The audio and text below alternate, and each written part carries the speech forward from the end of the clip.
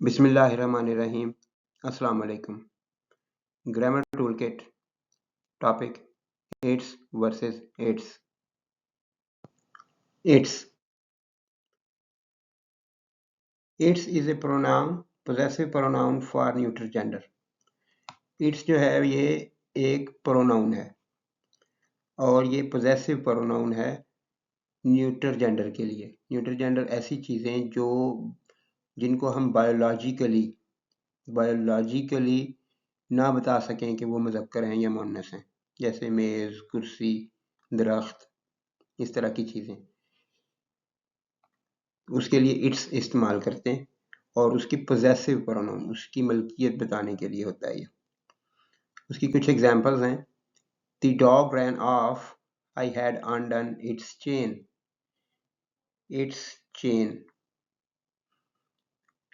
कुत्ता भाग गया, मैंने उसकी चेन खोल दी थी। This is an old table, why do you polish its legs daily. ये एक पुराना मेज है, तुम इसकी टांगें रोजाना पॉलिश क्यों करते हो।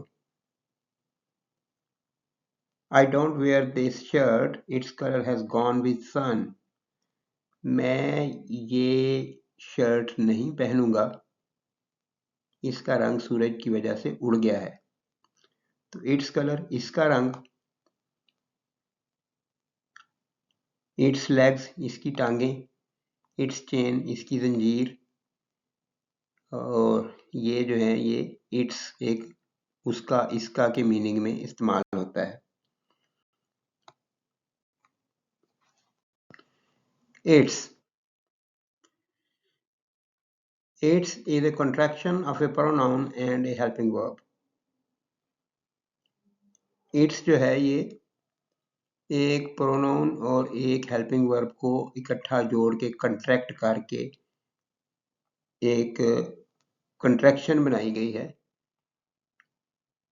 और ये बहुत कॉमन है इस तरह की इंग्लिश में इस तरह की चीज़ें करना। डोंट है, डजंट है, डिडंट है, वॉन्ट है, इट्स है, आई एम को आई एम लिखा जाता है। तो ये सारी चीज़ें कंट्रैक्शंस हैं, यानी जब आप एक प्रोनाउन और एक हेल्पिंग वर्ब को जोड़ दें। इट प्रोनाउन है, इज हेल्पिंग वर्ब है, तो इसको जोड़ के आई को ओमिट कर दिया जाता है और उसकी जगह पे अपोस्ट्रोफ डाल दिया जाता है, इट्स।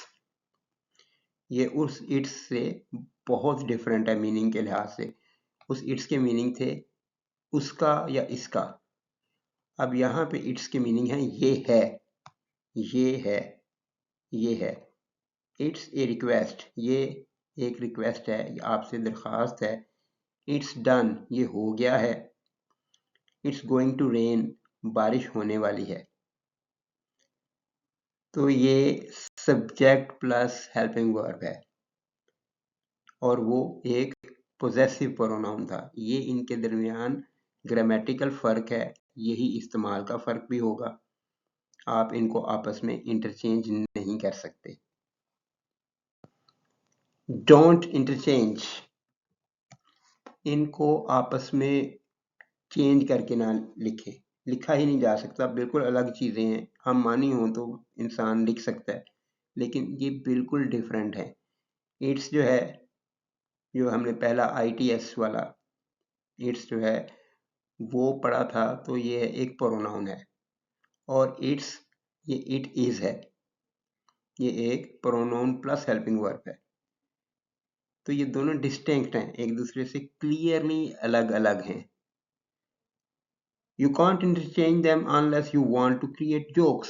जी हाँ, मैं कहा करता हूँ कि गलतियाँ जो है वो जोक्स होती हैं, तो आप इनको इंटरचेंज नहीं कर सकते। हत्ता कि आप जोक बनाना चाहें, आप उलट लिख दें, वो लतीफ़ा बन जाएगा। तो एग्जाम्पल देख लीजिए। AI is a friend, so its better use can make our life easy. AI एक दोस्त है, इसलिए इसका, अब यहाँ पे इसका आना चाहिए था, इट्स जो है वो दूसरा लिखा जाएगा। यहाँ पे ये it is, it is better use, ये गलत हो जाएगा। और इसी तरह से दूसरी तरफ चले जाएं, AI इज ए फेंट। AI एक शैतान है, एक जिन है, एक बदरू है। It's worse when we write bad prompts।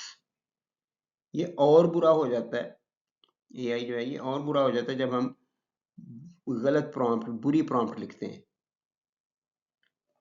तो ये इट इज आना चाहिए था, ये इट्स दूसरा लिखा गया।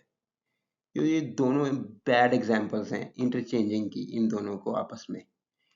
तो आपको क्लियर होना चाहिए कि आप लिखना क्या चाह रहे हैं, वहाँ पे कौन सा वर्ड मीनिंग के लिहाज से, इस्तेमाल के लिहाज से फिट आएगा, आप वो यूज़ करेंगे। यहाँ पे इट्स ITS वाला आना था और यहाँ पे इट्स IT अपॉस्ट्रॉफ S वाला आना था।